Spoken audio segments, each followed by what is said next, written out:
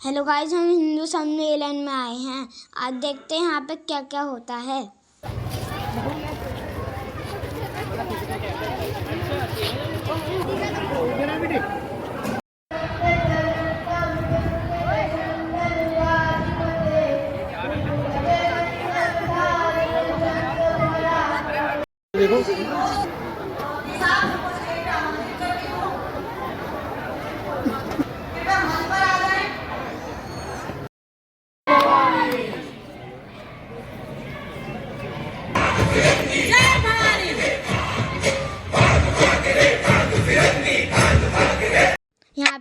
यहाँ पे स्कूल के बच्चे डांस कर रहे हैं। झांसी की रानी आई है, भाल तिलक और हाथ खड़क दुर्गा है, काली माई है। अश्वत्थवीर प्रचंड विकट ये मनु है, लक्ष्मी बाई है। शोले बरसेंगे अब तुझ पर, तेरी शान आई है।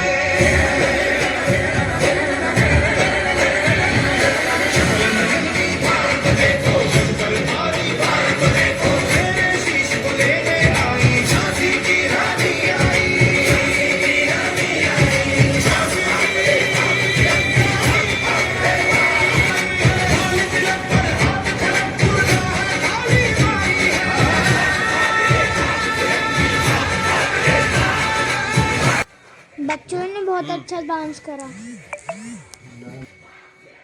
सीता भगवान राम तथा भगवे को विनम्रता पूर्वक मस्तक झुकाते हुए प्रणाम करता हूँ।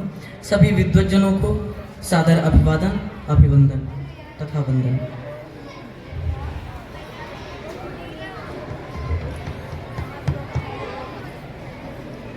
सनातन धर्म की महिमा जितना वर्णन करें उतना कम है,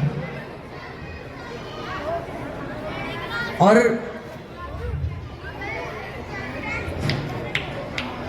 मैं तो बहुत तुच्छ हूँ, मैं तो इस योग्य भी नहीं। तो इसीलिए एक विनती थी कि जय जयकार मेरी नहीं बल्कि एक बार प्रभु श्री राम की हो जानी चाहिए। बोलिए सियावर रामचंद्र भगवान की जय, पवन सुत हनुमान की जय, भारत माता की जय, भारत माता की जय। आज इस विराट जन समूह को देखते हुए एक श्लोक याद आ गया कि नास्ति सत्य समो धर्मो न सत्याद विद्यते परम नहीं तीव्रतरम किंचित अनृतादहि विद्यते। कि सत्य ही धर्म का अधिष्ठाता है। जिस धर्म के लिए महाराजा शंभा ने ऐसी क्रांति छेड़ दी कि औरंग की आंखें फटी की फटी रह गई थी, जिस धर्म के लिए भगवान राम ने बाण फेंक के थरा से थारा निकाल दी थी, जिस धर्म के लिए भगवान राम ने बाण फेंक के थरा से थारा निकाल दी, जिस धर्म के लिए महाराणा प्रताप ने लात मार के गिरा दिया अकबर का खमंड, पर कभी अपने सिर से वो गौरवान्वित पगड़ी नहीं उतारी, और जिस सनातन के पुण्य सिद्धांतों को के संरक्षण के लिए हमारे वीरों ने प्राणों को प्राण ना समझा, आज उसी सनातन में, उसी मां भारती की गोद में जन्मे कुछ लोग कहते हैं कि सनातन भी कोई धर्म है। ध्यान से सुनिएगा, बड़े गौर से सुनिएगा। सनातन भी का कोई धर्म है? राम भी क्या कोई भगवान थे? भाई वो तो मानव थे, मानव की तरह आए और चले गए। कहते हैं we don't believe on it because it is fictional, it is a myth, and why we are calling it a mythology?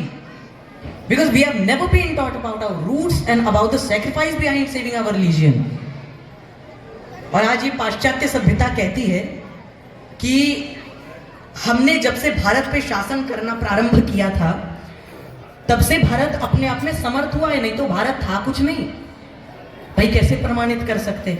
पाश्चात्य अंग्रेजी सभ्यता कहती है सब हमारे कारण है। क्या क्या? पोइट्री हमारे कारण, भारत को हमने समर्थ बनाया है। पोइट्री हमारे कारण, म्यूजिक हमारे कारण, संगीत विद्या, डांस हमारे कारण, मैथमेटिक्स हमारे कारण, सब हमारे कारण। हम ही हैं धरती पे और कोई नहीं। और प्रमाण भी ध्वस्त करने के प्रयास किए गए ताकि भारत निशब्द हो जाए। हम कुछ तर्क दे तो भारत निरुत्तर होकर रह जाए। अब प्रमाण कैसे ध्वस्त किए? तो क्यों नालंदा विश्वविद्यालय पूछ के जलाया गया था। खिलजी ने, किसने जलाया? खिलजी ने पूरे पुस्तकालय को बिना सोचे समझे आग लगा दी, जिसमें भारत का समूचा इतिहास था, ज्ञान का भंडार था, आधा से ज्यादा जल गया। जो बचा है सो है। परंतु अभी भी भारत निशब्दता को प्राप्त हुआ नहीं है। निशब्दता को भारत प्राप्त हुआ नहीं है। अभी भी भारत विश्व गुरु की परिकल्पना को पूर्ण कर सकता है, यदि प्रत्येक के घर में ये 3 चीजें हटें और इन 3 चीजों की वृद्धि हो। 3 चीजों की वृद्धि क्या हो? संस्कृति की वृद्धि हो, संस्कार की वृद्धि हो। संस्कृति संस्कार एक ही है। संस्कृति की वृद्धि हो, स्वाध्याय की वृद्धि हो और मंथन की वृद्धि हो। विचार करना आवश्यक है। और 3 चीजें हटे क्या? सर्वप्रथम नारी का अपमान, दूसरा नशा, तीसरा नींद। धरती पे सोने नहीं आए, कर्म करने आए हैं। कर्मणि एव अधिकारस्ते मां फलेषु कदाचन, भगवान कृष्ण का उपदेश है। और जहां तक बात आई कलादि के उद्भव की, तो दिखाई दे रहा है कि सभ्यता जहां पहले जन्मी थी, जहां पहले ही कला, मेरा भारत वो भारत है जिसके पीछे संसार चला। और ये जहां तक पाश्चात्य सभ्यता कहती है कि हमने भारत को समर्थ बनाया, आर्यभट्ट हुए जिन्होंने सर्वप्रथम शून्य को खोजा था। ही फाउंडेड द जीरो। और आप मैथमेटिक्स की बात करते हैं, सामवेद को नहीं, कम से कम तानसेन को तो मानते होंगे। वही तानसेन है कि जिनके गुरु नारायण के भक्त थे, स्वामी हरिदास जी महाराज।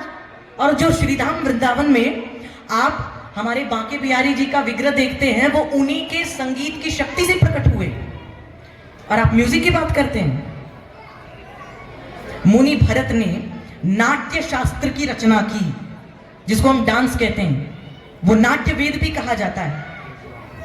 किसने की? मुनि भरत ने। वो परम विद्वान ऋषि थे और वो हमारा 5वां वेद भी। और आप नृत्य कला की चर्चा करते हैं,